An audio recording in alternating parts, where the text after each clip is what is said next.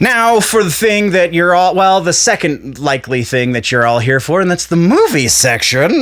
Movies, we do have one follow-up. It has to do with Spider-Man No Way Home. Sorry, I abbreviated in the notes and my brain just farted it all over me. Spider-Man No Way Home.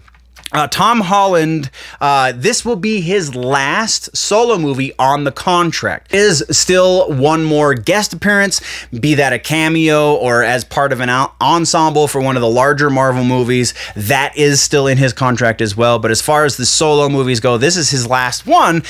But we do know that Sony and Marvel have a good relationship. Once again, we also know that Tom Holland really loves playing this character and has said he would love to play this character forever. I'm paraphrasing, but that's the gist of it.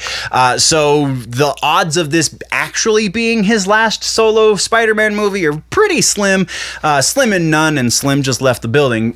So I wouldn't hold your breath too long to see if it's going to happen, because it's very likely going to happen. He's going to sign another contract, probably get a little bit more money, and continue being everyone's favorite neighborhood Spider-Man. So that is the follow-ups, and now we have news, and we're kicking things.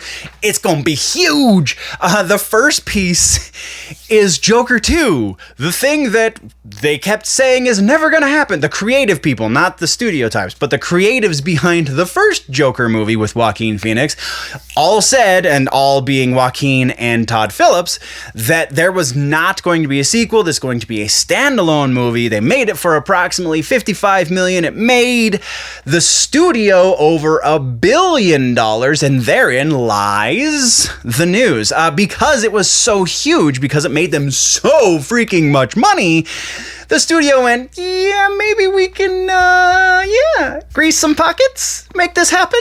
It is officially announced. I have seen some, some news outlets still marking it as rumor, but it is officially announced that Todd Phillips is returning as co-writer, not producer, not director, but co-writer of a sequel to the Joaquin Phoenix Joker movie.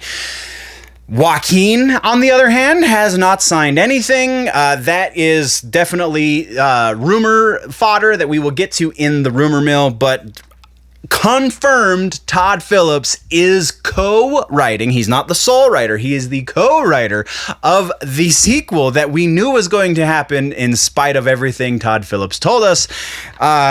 Just freaking bizarre.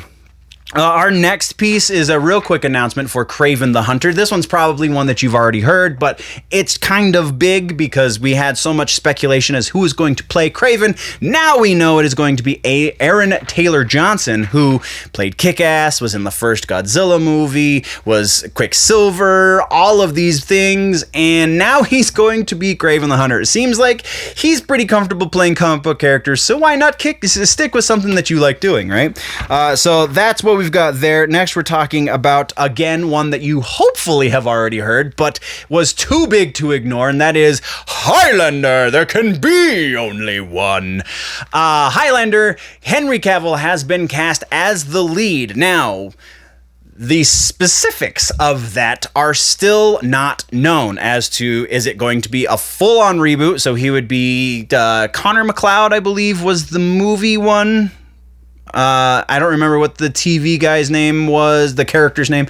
I could have that backwards. Maybe the TV was Connor McLeod. Either way, no word if he's going to be either of those, the original movie character played by Christopher Lambert, or the McLeod guy, whatever, for the TV series, whose name, the actor's name I can't even remember right now. I suck at notes. But yeah, Henry Cavill is going to be the Highlander. That very likely will happen. The Joker thing, I don't think is actually 100% right now going to make it to screen. They're going to write a script, and Sony is going to Warner Brothers is going to try and throw a bunch of money at it, but there's no guarantee we're going to see that movie. Highlander, however, sounds like they've already got a script. They definitely have their leading man. Henry Cavill is a busy freaking Superman these days, though it has been said that it will not interfere with the possibility of him coming back as Superman. So there's rumors there. We're not going to really cover any of them, though, because they're all super speculative and not even registering on any sort of import. So moving right along, we have an update. I should have put this a little in the follow-up section, but whatever. Seth Rogen on the Teenage Mutant Ninja Turtles animated reboot. Seth Rogen has given us a teaser image, which hopefully you are seeing on your screen right about now. That teaser image is Leonardo's homework, and it also gives us apparently a release date. That release date is August 11th of 2023, so we still have a fair amount of time before we see this movie. And not a whole lot to go on here. Definitely seems like it's going to have some sort of 90s theme, so it's going to be set hopefully when the Turtles are actually still teenagers, because that makes all of the sense. And yeah, just sounds like it still has a strong possibility of being another great Ninja Turtles movie. And then our final piece for the movie section is that Warner Brothers Discovery merger I mentioned a moment ago in the other section. Warner Brothers Discovery, it's not super huge news that the merger is happening. The details are getting a little bit lost in some of the other news outlets. So the real quick TLDR of the merger-ish of what's going on is as such. So Discovery and AT&T have taken the Warner Brothers and Discovery brands and created a new entity with them. So kind of AT&T sold Warner Brothers, but kind of didn't.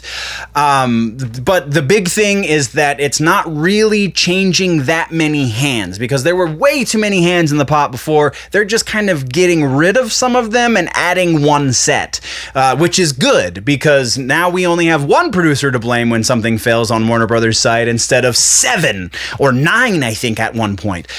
So one direction. Hopefully that's going to happen with this merger. The big news, though, or the new news, I guess, because that's the big part. But the new part is that there has been an official announcement as to what this new entity that they have created together is going to be called. And it's going to be called Warner Brothers Discovery, because it's super original. And yeah, it's kind of dumb. You could have come up with something better than that, I feel like, but brand recognition is a thing that producer types really don't understand. They think that us plebes don't see what's going on, so they're like, oh, we have to use the same names or they're not going to know it's us. Yeah, we're going to know it's you, but whatever. It's a losing battle. It's not an argument to make, but that is the new announcement. That is the movies section, and we're moving right along.